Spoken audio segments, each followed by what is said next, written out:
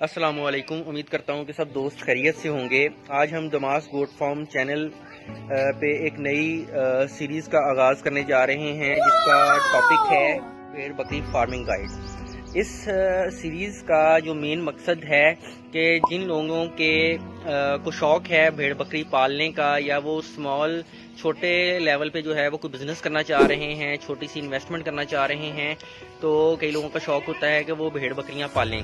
जैसे कई लोगों ने घरों की छतों पे जो है वो छोटा सा शेड बनाया होता है, जैसे कि आपको वीडियो में नज़र आ रहा है कि छोटा सा एक शेड की मिसाल दी जा रही है जिसमें आप 8-10 बकरे या बकरियां जो हैं वो आसानी से रख सकते हैं।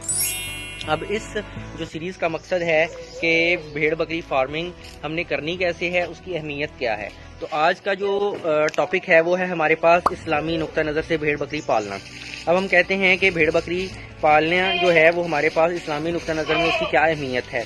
तो हम कहते हैं कि इस्लामी नुक्ता नज़रिया में भेड़ बकरियां पालना जो है वो एक अहम बेहतरीन अमल समझा गया है, क्योंकि ये ना सिर्फ मौशी फ़वाइद फराहम करता है बल्कि रूहानी और दीनी हैसियत से भी अहमियत का हामिल है, क्योंकि भेड़ बकरियों की अहमियत कुरान और हदीस की रोशनी में भी हमें पता चलती है।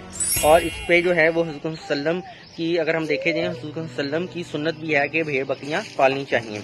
और इसके अलावा जो है हम कहते हैं कि अगर हम भेड़ बकरियां रख रहे हैं तो वो हमें मौशी तौर पर फ़ायदा दे रही हैं, बल्कि हमें दूध गोश्त के एतबार से भी हमें फ़ायदेमंद साबित हो रही हैं। इसके अलावा अगर हम देखें इस्लाम में उसका जो फ़ायदा है कि अगर हम भेड़ बकरियां रख रहे हैं, अगर ज़्यादा तादाद में हैं, तो उस पर जो है वो ज़कात का हुक्म भी दिया गया है।